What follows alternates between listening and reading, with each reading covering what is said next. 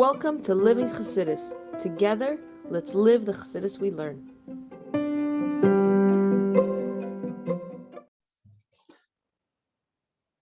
Good morning, everybody. Welcome to Chassidus in the morning, 15 minutes to change your life. Heichaltzu. So this share is available for sponsorship in honor of Liana and Hananya. And I hope everyone had an amazing time at the wedding. I'm sure I did. And that's why my throat is a little bit hoarse. Some coffee. I made a bracha before.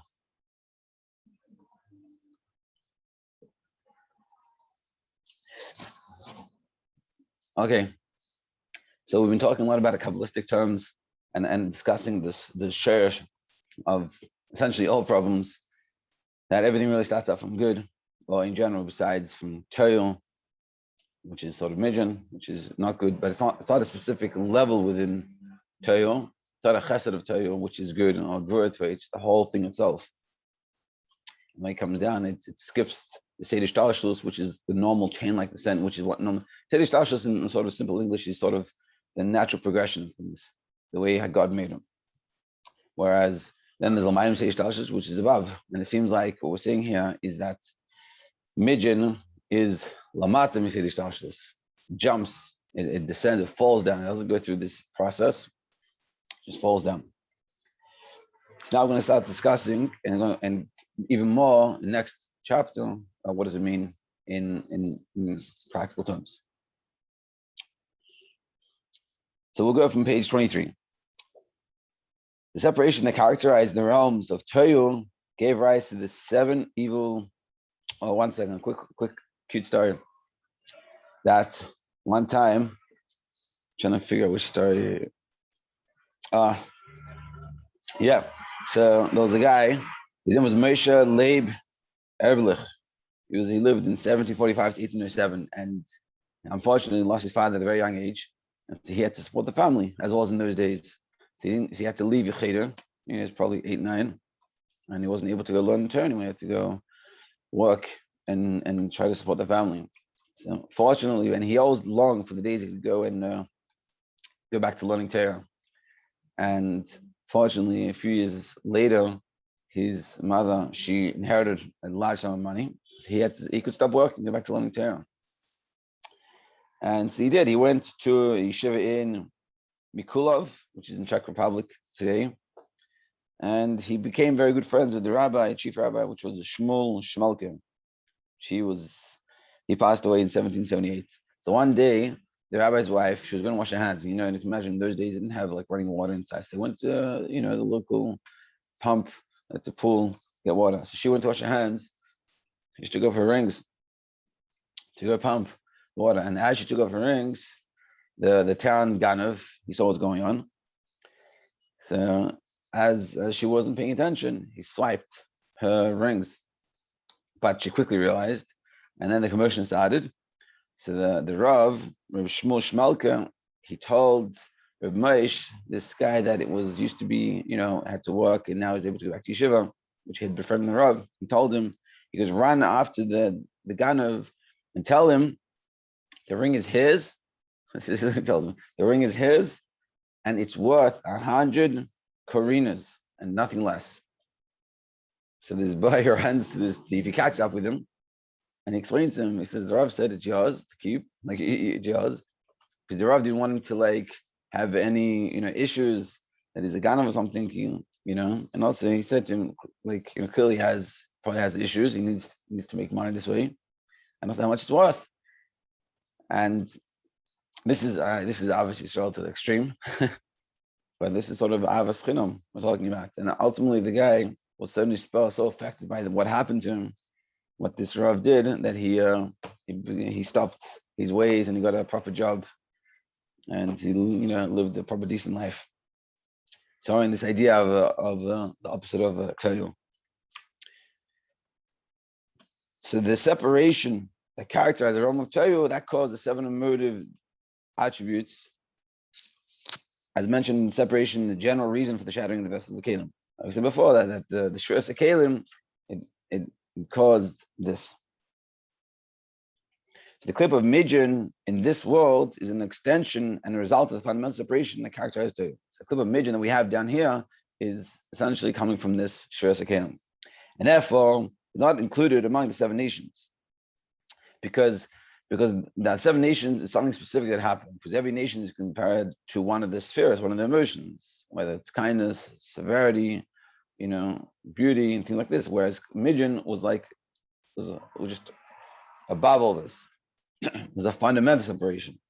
It wasn't a specific issue that you had, like Chesed couldn't get along with Gvurim. It was, I just don't like everything. The whole thing is a problem. And he explains, and therefore it's not included among the 7 nations, because it's not an individual quality, but rather represents the general condition of Tohu, which is division. It doesn't show about a specific division, it's division itself. That's midyan. It is not an effect of the shattering, but rather the root and source of the shattering. Yeah, see, the effect of the shattering is Chesed and Gvura have problems down here. Whereas midyan is the source of the shattering. It's baseless hatred, expressing itself through Chesed, through Gvura, but it's not Chesed, baseless hatred, it's baseless hatred. And how to express it, so I'll find, and you'll see, he's going to explain it later, that like, when a person comes, he doesn't like someone, it's not a specific reason, I don't like him, and then I find reasons. So to here, the Shiras HaKelim, the source of it is midyan. Midyan is sinas chinam. It's based on hatred. We just don't get along. Why? I'll figure out a reason. So it is not that the division results from the shattering of Shiras of Tohu, and their fall. Instead, in the very source, the sphere of Tohu were characterized by thrust towards self-orientation. In the realm of Tohu itself, that self-orientation was expressed in a desire to cling to God. It's in Tohu, the self-orientation, the sort of the selfish, selfless, self part of it was all about towards God in Tohu. However, after the shattering and the subsequent descent, but when it came down, the self-orientation was expressed in division and led to strife. It comes down here, it becomes negative. As will be explained in the subsequent chapters, our divine service involves refining and transforming our 7 emotive qualities, corresponding to the 7 Canaanite nations. Therefore, their land was to be conquered and made part of Eretz Yisrael. That's what we have to conquer, because we have to conquer our emotions.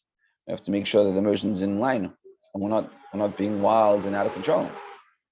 The land of midyan was not to be conquered, but the general quality of self-orientation that leads to division and strife must be uprooted and eliminated entirely. It cannot be transformed to holiness.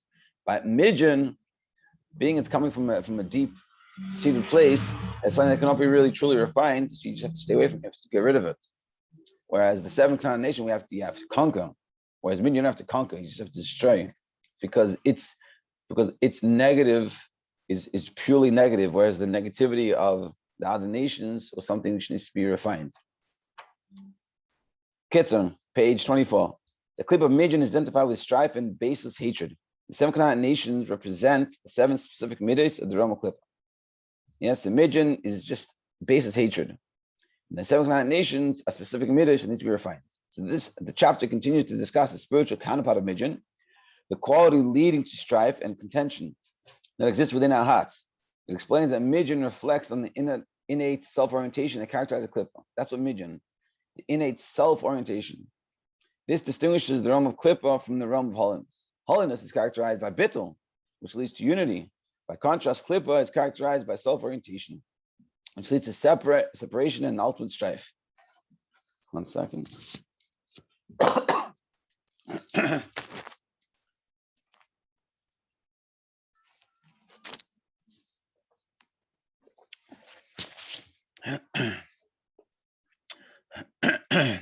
True, they represent the wrong of holiness.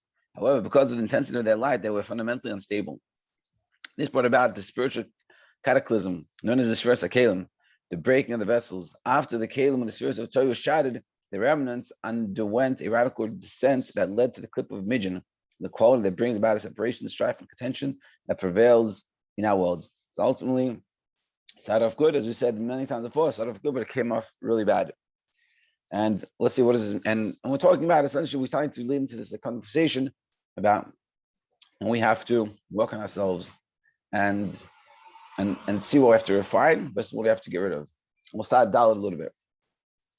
So in the previous chapter, page 25, in the previous chapter, the Rabbi Shab elaborated on the idea that midyan is identified with strife and disunity, explaining its source in the realm of Toyum. In the present chapter, he focuses on the manner in which the qualities associated with midyan are reflected in our own characters. So now what does this all mean within ourselves? So the clip of midyan then is based on hatred. Hatred, there's no specific reason. It is not aroused because one has been harmed or purged by another person in any way. As explained above, it is motivated by a person's fundamental self-orientation, which prevents him from bonding with another person.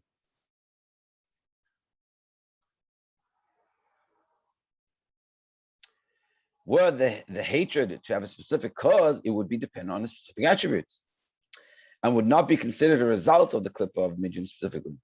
Instead, the feelings of hatred stem from the attributes of might, gvura of toyo, which is in the fallen state due to the shadow of vessels. He said, if it wasn't, the kelipas of midyan is baseless hatred. It's a hate from, there's no reason. I just hate. Someone bothers me. There's people that bother us, and sort of what we're getting into, we have to start learning to look at ourselves and look at how we see other people. And, do we look down at other people?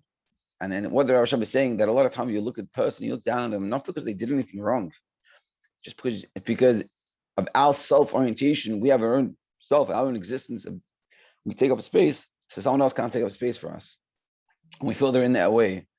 And we just start to and they bother us. And then we don't realize it, but we say, no, what do you mean? But it's because they do this, but it's not really because they do anything wrong. It's not that they do something wrong, and that's why you hate them. That's why they bother you.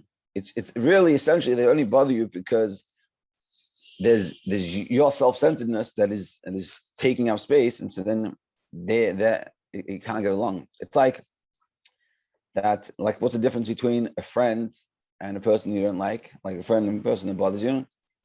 They both have things that they do good, and they're good people, or they're good and they're nice. They also have things they need to work on. We all do. So what makes the difference? What's the difference? Now, by your friend, what do you focus on? You focus on all the good, all the positive qualities, and not the negative qualities. Whereas by the person you don't like, you focus on the negative qualities. That's what he's saying. He's saying essentially, clip a midyan, and you just don't like them. It's a baseless hatred.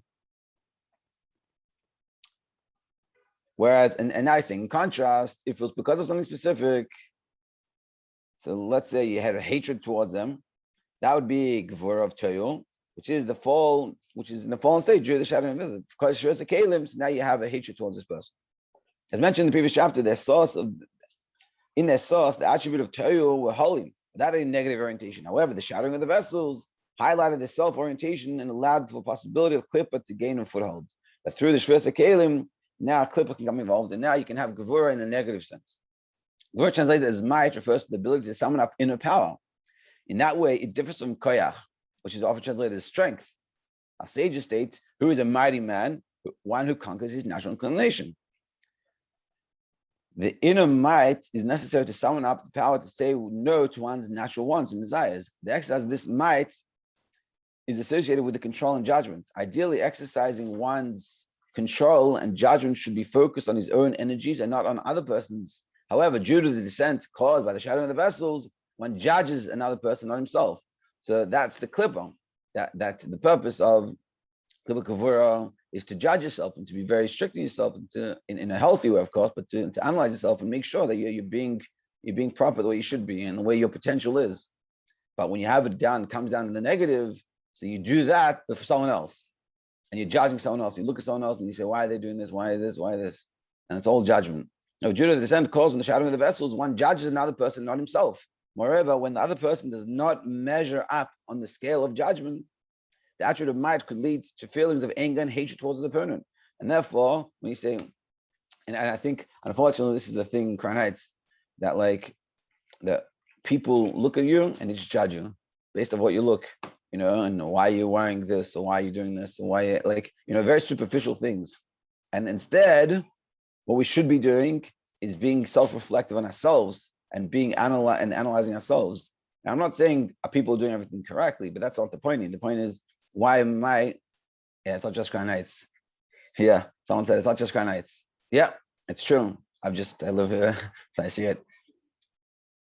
But it's the fact that we shouldn't be judging other people as much as we should be judging ourselves first. Because when judging other people, really, it's coming from the kelipas of Shirasa Kalim.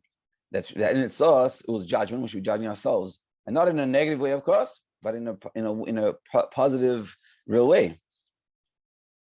Because that person opposes him, so he responds negatively, quarreling, contending with him. This is an undesirable quality, but does not stem directly from the midyan. But all this is wrong, but this is not midyan. It's bothered by judging them, by seeing something that bothers you, that you should be judging yourself. Instead, you're focusing on someone else. But that's like klipa midyan. That's a reason. The strife, contention, and hatred stems from klipa midyan. Does not arise from any specific point. It's not that they're doing something, they're dressed in a certain way, not they're saying something they're not nice, or they're acting something in a way you don't like, but rather from the inability of one's person to tolerate another. It's that you can't handle someone else. That's it. They didn't do anything wrong. You don't like, just they're there and it's taking up my space. Even if he does not know him and has never had any dealings with him, he finds it impossible to unite with him. In the previous instance, the strife arose because of a specific cause. The strife that results from the klipa midyan, by contrast, is what is called baseless hatred. One person hates another for no reason. See, and if you see it in the Hebrew, it's a lot more geschmack. He goes, this is what is called baseless hatred. You hate him freely. Nothing. There's no, sinas chinam means it's sinna bechinam. You hate him for free. They weren't worthy of being hated. They did anything. And so, when you first learn these days, me, I have these issues. I'm a good person. Like, I don't know these issues. I don't know what you're talking about.